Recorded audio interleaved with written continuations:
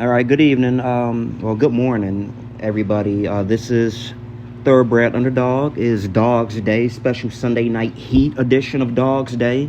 Sorry I didn't do it yesterday. I was hanging out with my lovely lady and found myself in the dog pound, the dog house. It wasn't, the dog house isn't a good place to be. Um, so turn the AC off as I do this recording. The dog place, the dog house is not a good place to be. And when you're in a dog house, you don't want to do anything but try to get out of that. So, that's why you all didn't get an episode yesterday, the 10 of you who listen. But I am here today to do one. And I'm only going to comment on some of the things I saw. It's going to be a very short episode. Didn't really get a lot of consumption in wrestling outside of, some of the more notable news things that happen. But the first thing I'm going to start off with is, since it's Sunday now, it's 11:18 a.m. as I do this, is June 1st, 2025. Happy birthday, Mom. And yes, I did get myself out of the doghouse. We're doing a lot better now. But for those who are wondering, hey, did you get out? Yes, I escaped the cage and landed on my feet. I didn't go out the door because if I did, Jesse Ventura would have gave me shit about it. So, the first thing I want to talk to you guys about is something I just found out before I even pressed record here is R-Truth is going to be leaving WWE after his contract expires. And I just cannot believe that. The guy was with the company for 17 years. I remember the first game him being in. Well, you could correct me if I'm wrong, because I think he was in one of the earlier Raw games or something like that too. Was, I think, SmackDown vs. Raw 2010,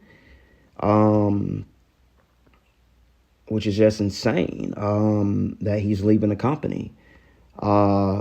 At least he got a good match with John Cena. I guess that was someone he wanted to work with before he left. He just had a match on SmackDown against JC Mateo. But wow, very long tenure. R-Truth should definitely go in the Hall of Fame someday. If it's all about the company being named World Wrestling Entertainment, Truth was somebody that definitely entertained he maximized every minute that he was allowed on TV and gave you moments and made you laugh and entertain thoroughly.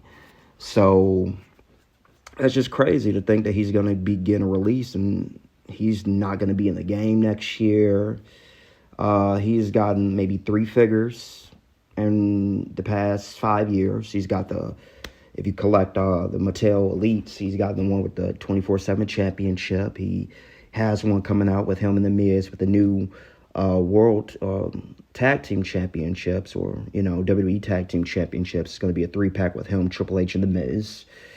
And then he had the one where he's with the Judgment Day. And even on the game, there's 3 versions of Truth. There's a regular one. There's a demastered one where it looks like he's on the PlayStation 1 game.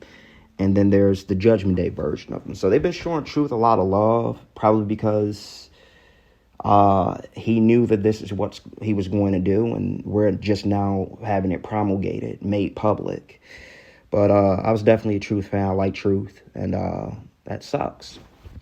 So the next thing I'm going to comment on, just thoroughbred thoughts here, is the championship changes that occurred on NXT this week. We had Ethan Page defeat Ricky Starks, or Ricky Saints, for the North American Championship, the NXT North American Championship. Now, there's a part of me that feels like Ethan Page had that belt already, but crazily enough, his first championship was an NXT Championship when he beat Trick for it. Pinned Eddie Thorpe, I think, in a Fatal 4-Way match. He defeated Ricky Saints. Also, Stephanie Kerr lost the NXT Women's Championship against, I almost said Fallon Henley, JC Jane. And a lot of people didn't like that. I personally felt like it was on the level of when Carmella beat Asuka. Jacy Jayne has been in NXT for a while, and they gave her the hey, you've been here for a while championship run, I guess. The reward run for being the one who remains from a popular stable. Because she was Toxic Attraction. It was her, Mandy Rose, and Gigi Dolan. And nobody would have ever guessed that Jacy Jayne would be the one remaining from that group. Everybody wanted Gigi to get over, but injuries plagued her, and they just didn't feature her on TV like that for a little bit. And, Jacy Jayne won the belt from Stephanie Baker, and the consensus is that that was a bad move. They could have had her lose to Jordynne Grace, but come to find out that all of these, championship losses, and in the case of Jordynne Grace losing her match against the champion formerly, is because word is that they are going to be coming up to the main roster. In fact, there was a video Adam Page did. Adam Page.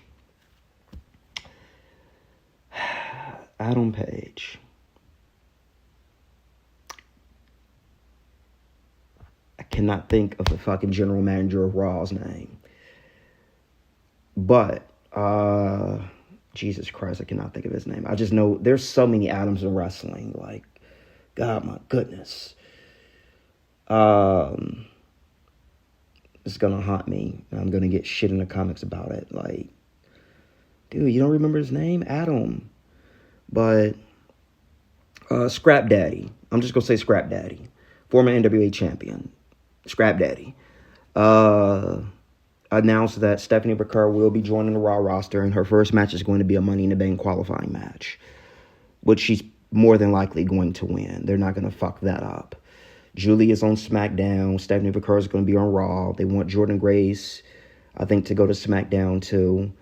And this is kind of a big deal. They're basically taking some of the best talent from NXT.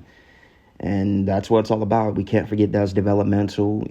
People can't stay there forever. And there are some people that probably should have been on the main roster yesterday that started in NXT for a short championship run. People would have rather have Stephanie lose to somebody that was a little bit more over or a little bit better in the ring, I suppose. So I agree with that. But I'm happy that she's going to be going to Raw. And she just had a match not too long ago on Raw. When she was teaming up with, I think Bianca or Charlotte, somebody to go against, I know her and Io had a match, and then they teamed up to face like Roxy and Julia. So I'm happy for her. I agree with it. She should have lost to somebody a little bit more in-ring competent, but there are people out there that like Jacy Jayne and are happy that she won. I'm not one of them. But anyway, so other things that we have here. Let me see. Mariah May is now a free agent. Her page got removed from AEW's website. Her roster power off page got removed from AEW's website. And there are people who believe because you took Stephanie Baker, you're taking Jordynne Grace, you took Julia, really the three best women in NXT. They are doing that to bring in Mariah May to start in NXT.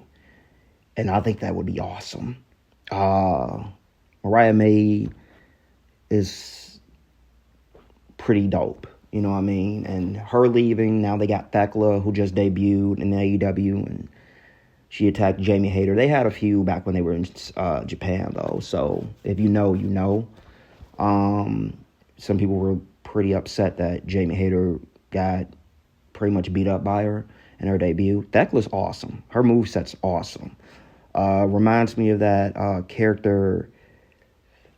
There was a character in Tekken who had like a move set where they moved like a spider. I cannot think of their name, but they were in Tekken 6. You all know who I'm talking about. If you correct me if I'm wrong, but they got Thekla, and we got Mercedes Moné feuding with Toni Storm, the two biggest stars there they have on the women's side outside of Megan Bayne. So that's pretty dope. But we got Mariah May possibly coming to NXT. I think that'd be a good move. The main roster right now would not be the best way to go for her right now, because they just brought up a shitload of talent in three: Jordan Grace, Stephanie McCurry, and Julia, and Roxanne. Can't forget about Roxanne Perez either. So they gutted NXT, the four best women there that were carrying the brand. Now we get to see who else is going to step up.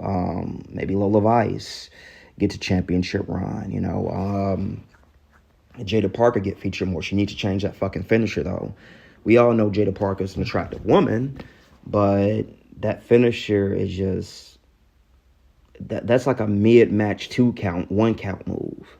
So I don't know what that's all about. They need to give her a different finisher, though.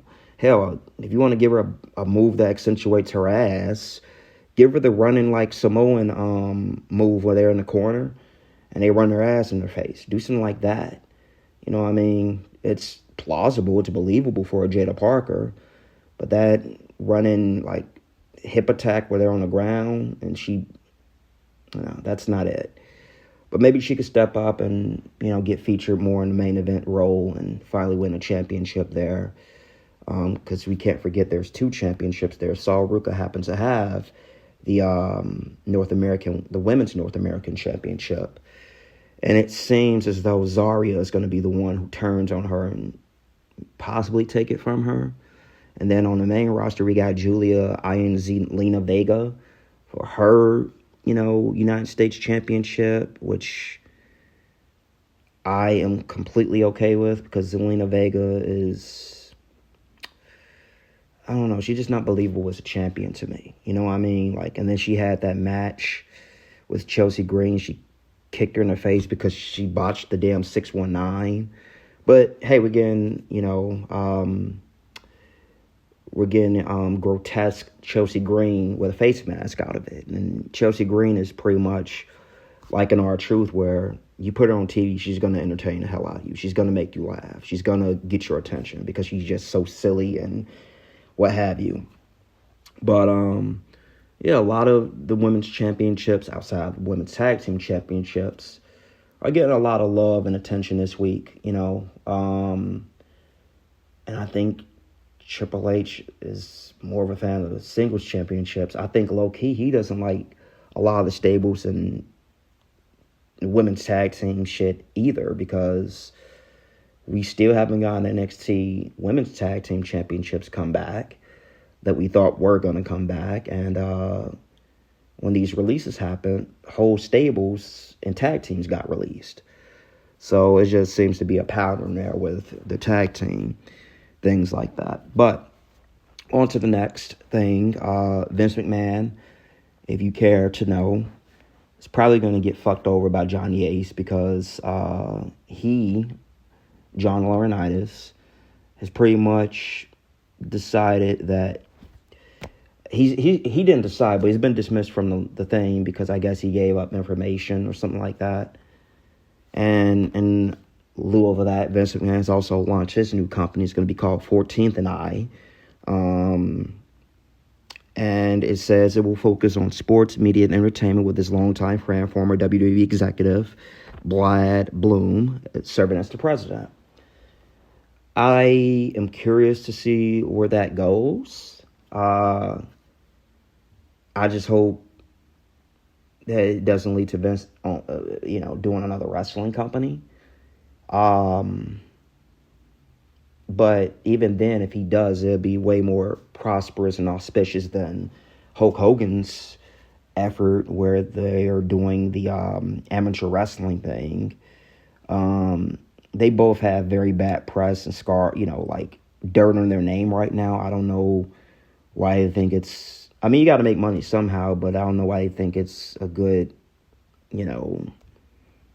move from a PR standpoint to start these new companies. But we'll see what happens with it. Let me see what else that I have here. Okay, so let me see.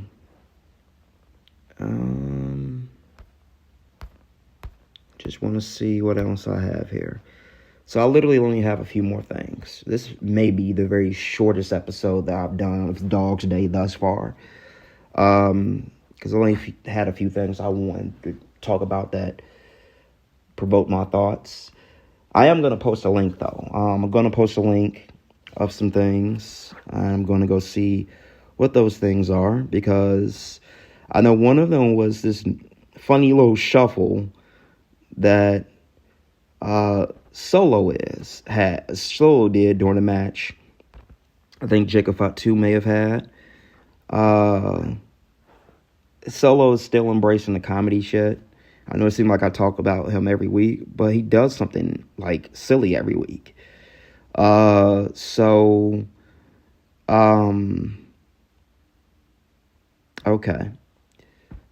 I found a few more things I want to talk about, guys.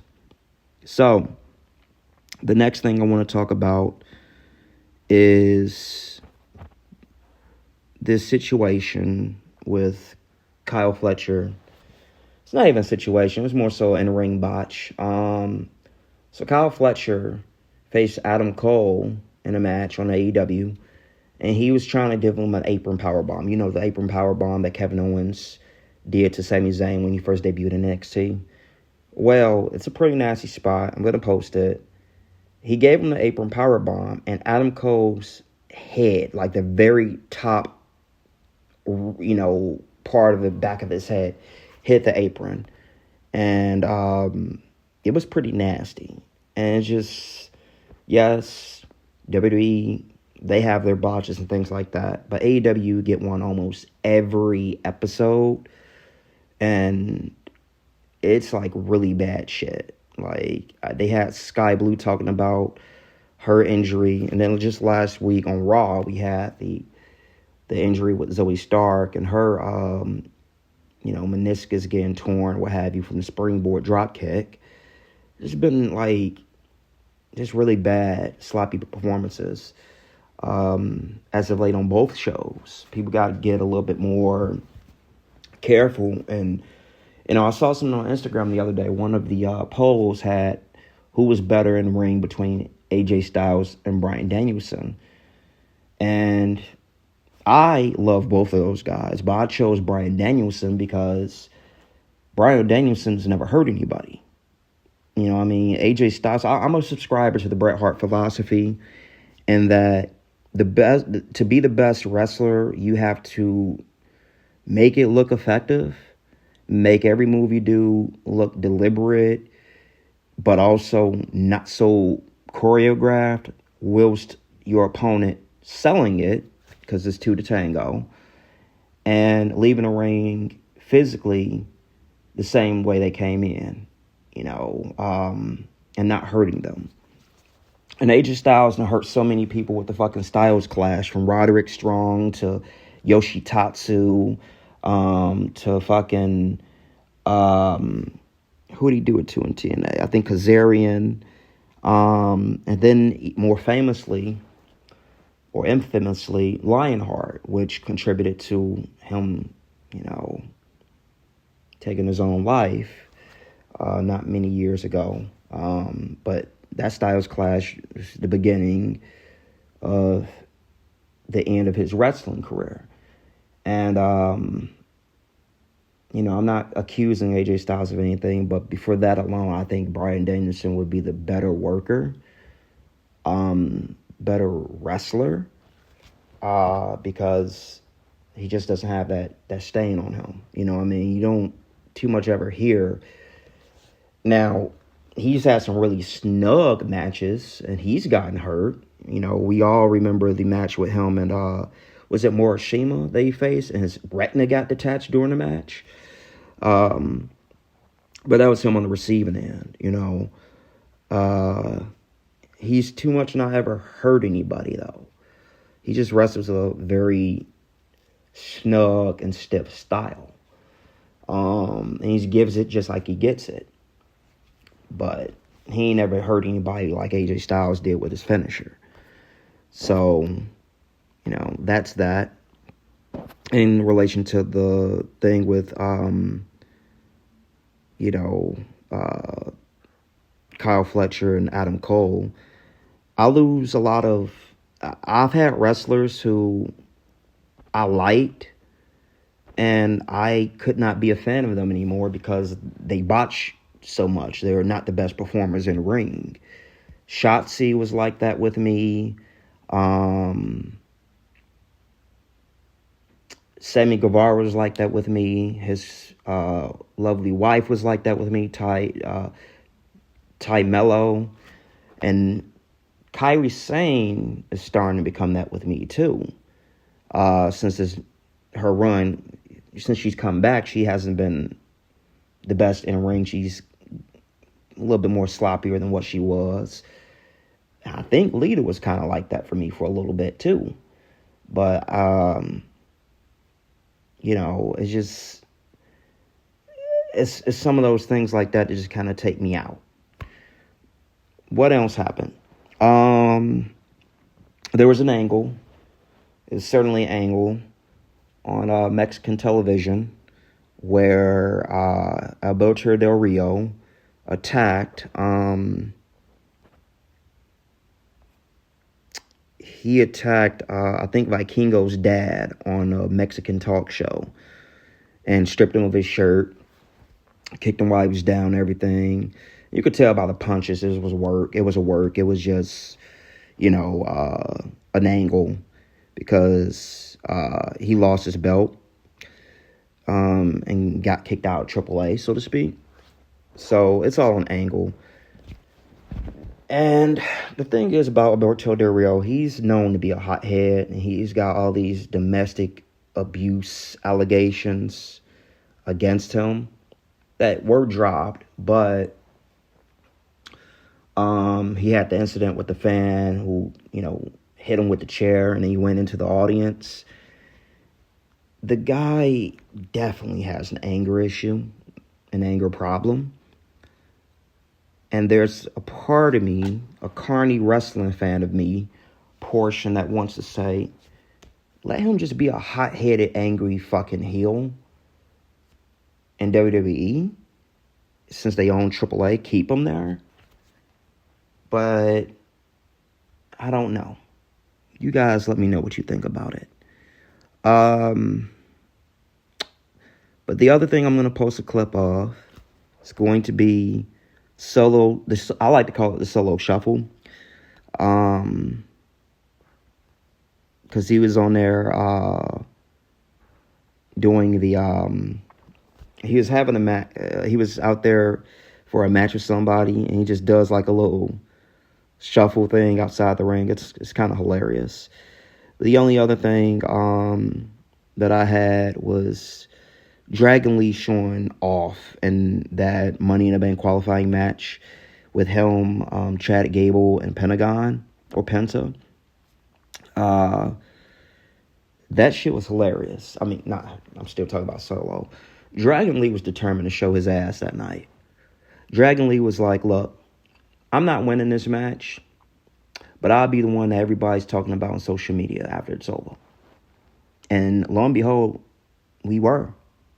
Because Dragon Lee's kind of been overlooked since he's gotten to WWE. I mean, he's won maybe 1 or 2 championships, one of them being the Speed Championship, who I think he just lost to El Grande Americano. Correct me if I'm wrong. I know he's the champion now. And it does kind of suck. Like, I agree with Don Tony from his podcast. It sucks that Chad Gable didn't even get to have a championship yet, but it sucks that El Grande Americano got a championship before Chad Gable did. No relation. But Dragon Lee's had the Speed Championship and he was the North American champion. And he was actually the one that lost it to Obafemi. So, but he was like, look, I've been overlooked. I've been stuck in a faction.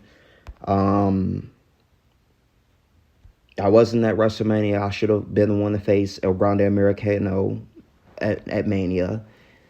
Even though I lost to him and had my mask taken off in the match with him on Raw. It's like, look, I'm going to go out here. I'm going to show you motherfuckers.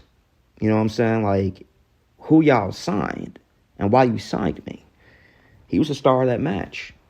And I like Dragon Lee anyway because his finisher is the fucking Destino. That's one of my favorite finishers of all time. So, you know, if you haven't seen that match, go see that match. I'll post a link to that. I'll post a link to the solo clip.